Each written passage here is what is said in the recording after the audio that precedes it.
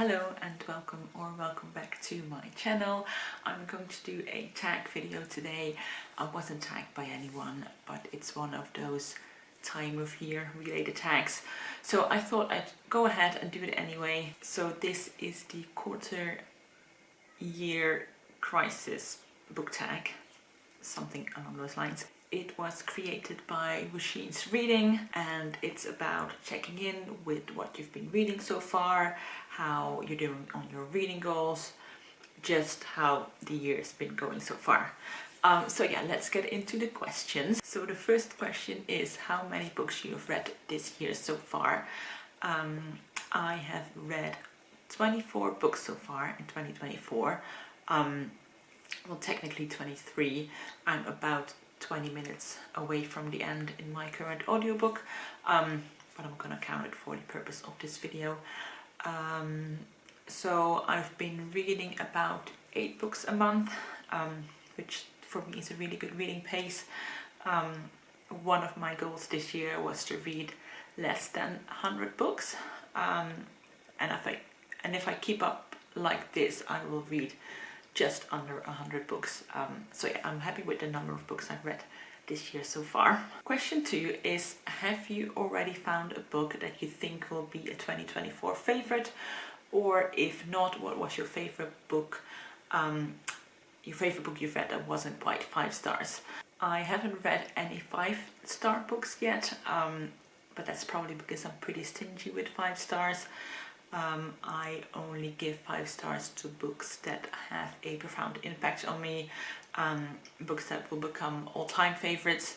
But I do have 2 books that are my favorites so far and are in the running to be my favorite book of the year.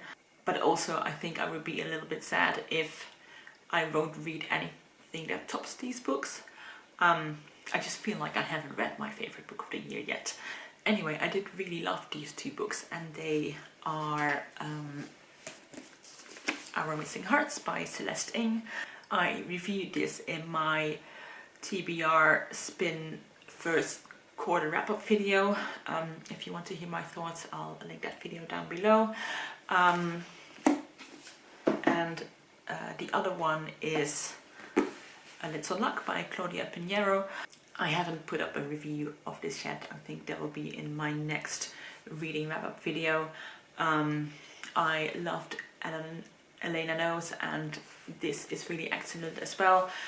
I love her writing, and with this book as well I had this immediate sense of being in good hands. Actually with both of these I had that like immediate connection to the writing. So yeah, these are my favorite books of the year so far. Question 3 is any 1-star books or your least favorite book of the year. I haven't had any 1-star book. I've had a few DNFs, but even with those I don't think I would have given them 1 star if I had finished them. Because they weren't horrible books, I just lost my interest in reading them. My lowest rated book was one I read for the Booktubers prize, and that was Witness by Joelle Brinkley, which was very disappointing because I really thought I would enjoy this book more. I would enjoy this more than I did. It's a collection of short stories about human connection and the Black experience, which are all things I really enjoy, but I was just so bored reading this. I mean, I love a slow-paced, reflective kind of book, but this, it was just so boring.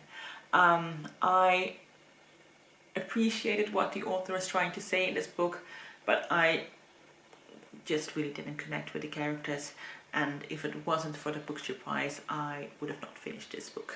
The next question is, what is your most read genre so far?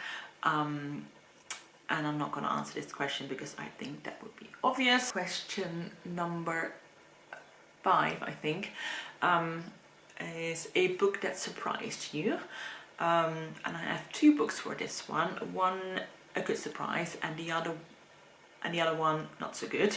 So let's start with the disappointing one, and that is The Island of Missing Trees by Elif Shafak. Wow, this book is so overhyped. From what I've heard from other people who read this book, I really thought I would enjoy it, but it just wasn't for me.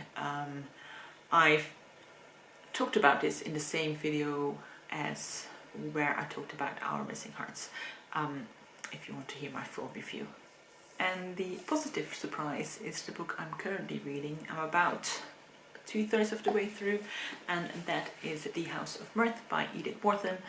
I had this on my 40 before 40 list, so I hoped I was going to enjoy it, but I didn't expect to have such a fun time with it. It's just so deliciously gossipy, like a rich people soap opera or reality TV show, but literary. I really love it. The next question is, what is a book that's come out in 2024 already that you want to read but haven't yet? If you've watched this channel for any length of time, you'll know that I'm not very good at keeping up with new releases. Like, my favorite authors could have new books coming out any day now and I wouldn't be aware of it. And I'm sure if I watch other people do this tag, they'll mention books that I want to read, but I can't really think of any right now. I have one 2024 release on my TBR that I'm really excited to read, and that is The Night Alphabet by Joelle Taylor. I picked this up because she was doing an event at my local library, which was really fun. She signed my book as well. She talked about this book and she read a few extracts of it, and that got me really excited to read this book. And I've seen a few booktubers talk about this book since. I know Ben of Ben Reads Good has said he enjoyed this, and who else did a review of this? They put up a video recently. Oh, Ross of Skelly Danling About the Books. She has a review video for this book. I haven't watched it yet, but the title of the video made me think that it would be a positive review. So yeah, very excited to get to this one. And then I would also love to read the latest volume of the Feminist Macabre. This is like a journal type of publication, I think, about witchy paranormal stuff, and our very own Sean of the Storytime has an article in this. So yeah, I would love to get my hands on a copy. I just have to figure out a way to do that without resorting to Amazon. So yeah, those are two recent releases that I'm very excited to read. Okay, I've lost track at what number question we are. The next question is one goal you are succeeding at. I think I'm doing pretty well with most of my reading goals. Like, I'm on track. I'm happy with the number of books I've read so far. I'm on track with the feminist reading challenge I'm doing. I'm picking up diverse books. I kept up with the TBR spin so far. Yeah, I'm not like exceeding in any of my goals, but I'm on track. So yeah, happy in that regard. Next is one goal you need to focus on. My word of the year is savor, and I do think I should focus a little bit more on that, just to make sure I give the books my proper attention and just sit with them a little bit after I finish them. I still have a tendency to just rush to the next book. So yeah, I think that's something to remember going forward. And then one other thing I should probably also mention is the Booktube prize. My goal was to participate in the Booktube prize, to judge at least one round and then see how it went. And technically I did succeed. I signed up, I got assigned 6 books to read. I read them, I ranked them, I submitted my ballot. But you might have noticed that I've not put up a video about my Booktube prize reading. And that's because I just got in this really weird mood about it. Like, almost resentful. And it wasn't for the books, because except for Witness, which I just mentioned, I gave all the books in my round between 3.5 and 4 stars, so that's not bad at all. But I didn't want to read them. I was annoyed that I had to read these books instead of the books from my TBR, and then I was really reluctant to make a video about it.